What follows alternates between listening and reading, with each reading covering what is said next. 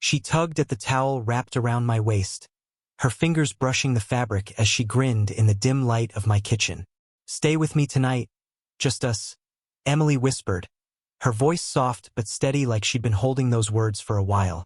It was 2025, a warm September evening in Chicago, and that moment shifted everything I thought I knew about her and myself. Hey, if you're watching this, drop a comment below and let me know where you're tuning in from. Your support keeps this channel going. So, hit that like button and subscribe if you're new here. Let me take you back to how this all started. My name's Ethan, 32, working as a graphic designer in a cozy studio apartment downtown. Life was good. Steady job, a few close friends, and a routine that kept me grounded. I'd known Emily for years. She was my neighbor, the kind of person who'd knock on my door with a plate of cookies just because she made too many. We'd hang out sometimes, movie nights, coffee runs, or just chatting on the balcony about nothing important. She was 29, a nurse with a laugh that could light up a room and eyes that always seemed to see right through you. But we were just friends. At least that's what I told myself. Emily had this way of making everything feel easy. She'd show up in sweats, her hair in a messy bun, and somehow still look like she belonged on a magazine cover. We'd joke about dumb stuff like how she couldn't cook rice without burning it, or how I'd accidentally dyed my laundry pink once. It was comfortable, predictable, but looking back, there were signs I missed. The way she'd linger a little too long when we hugged goodbye. The way she'd text me at 2 a.m. with random thoughts like she just needed an excuse to talk. I chalked it up to her being friendly. I mean, she was Emily, everyone's favorite person. It was a Friday night, September 2025, when things changed. I'd just gotten home from a long day at work, designing logos for a new client. My apartment smelled like the pizza I'd ordered, and I was in the kitchen, fresh out of the shower, towel around my waist, grabbing a beer from the fridge. Emily had texted earlier asking if she could come over to borrow some sugar. Classic Emily, always borrowing stuff she never really needed. I didn't think much of it when I heard her knock. "Come in," I called, assuming she'd grab the sugar and go. But when she stepped into the kitchen, something felt different. She was wearing this simple blue dress. Nothing fancy, but it hugged her in a way that made me notice her differently. Her hair was down, loose curls framing her face, and she had this look like she was nervous, but trying not to show it. I laughed it off, teasing her about how she probably had a whole bag of sugar at her place. She didn't laugh back. Instead, she stepped closer, too close. And that's when she reached out, tugged my towel and said those words, "Stay with me tonight, just us." And my heart stopped. I mean, I was standing there half naked, beer in hand, and my brain was scrambling to catch up. Emily, my Emily, the one who'd been my friend for 3 years, who never once hinted at anything more. I laughed nervously, thinking it was a joke, but her eyes didn't waver. They were locked on mine, and there was this intensity I'd never seen before. What are you talking about?"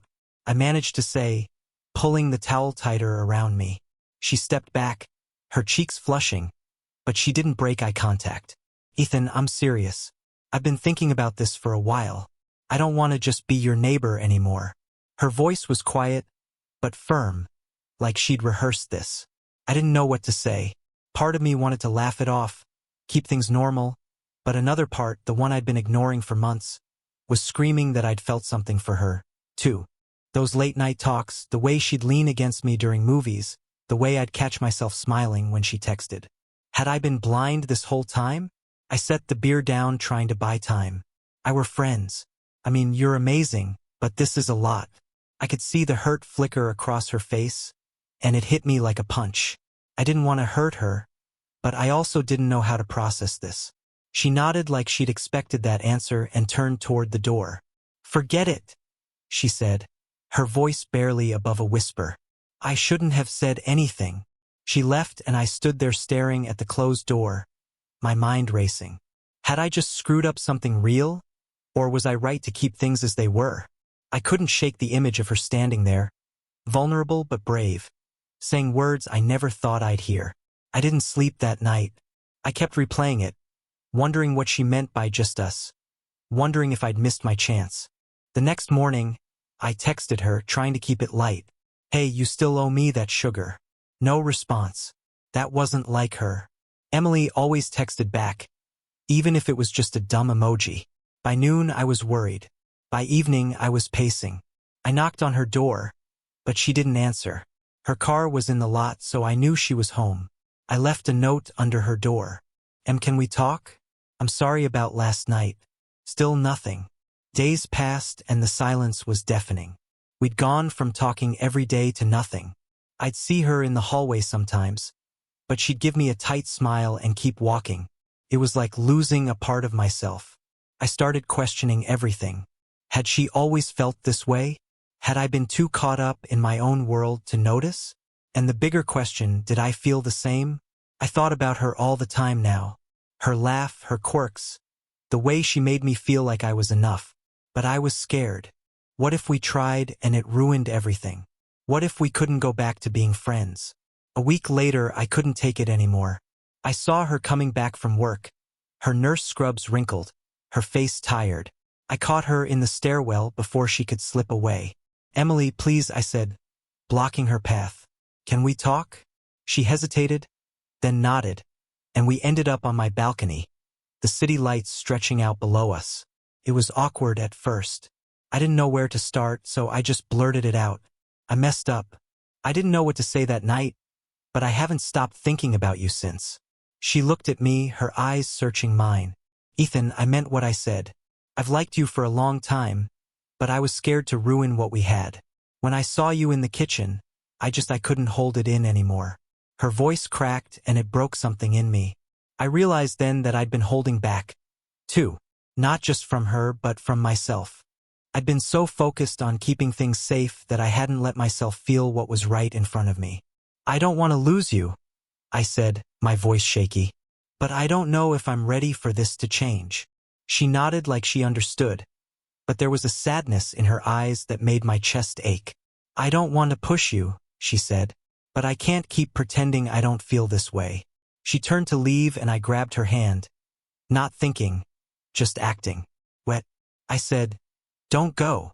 We stood there, her hand in mine, the air heavy with everything unsaid. I wanted to tell her I felt it too, that I'd been falling for her without even realizing it. But the words wouldn't come. Instead, I pulled her into a hug, and she let me, her head resting against my chest. It wasn't an answer, but it was something. We stayed like that for a long time, the city humming around us. And for the first time, I let myself imagine what just us could mean. Over the next few weeks, we started talking again. But it was different. There was this unspoken thing between us, like we were both tiptoeing around it. We'd hang out, but every laugh, every touch felt charged. I caught myself watching her more, noticing the way her eyes crinkled when she smiled, the way she'd tuck her hair behind her ear when she was nervous. I was falling and it scared the hell out of me. One night we were at her place watching some cheesy rom-com she'd picked. She was curled up on the couch, her legs tucked under her, and I couldn't focus on the movie. All I could think about was that night in the kitchen, her words, her smile. When the credits rolled, she looked at me and said, "You're quiet tonight. What's going on?" I took a deep breath, my heart pounding. I've been thinking about what you said about us, and I think I want that, too." Her eyes widened, and for a second, I thought I'd said the wrong thing.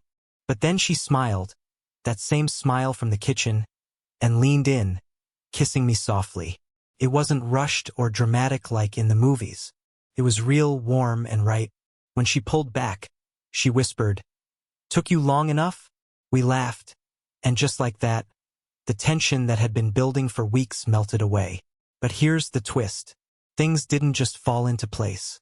Dating Emily was amazing, but it wasn't easy. We had to figure out how to be more than friends without losing what made us close in the first place. There were moments of doubt when I'd wonder if we'd move too fast or when she'd get frustrated because I wasn't always good at opening up. But we talked through it, fought through it, and came out stronger.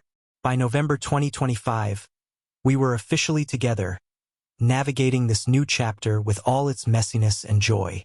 Looking back, that night in the kitchen was the start of something I never saw coming.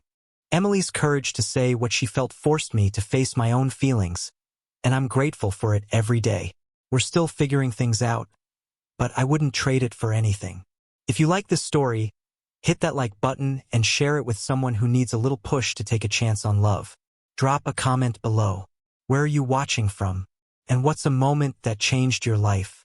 Subscribe for more stories like this, and I'll see you in the next.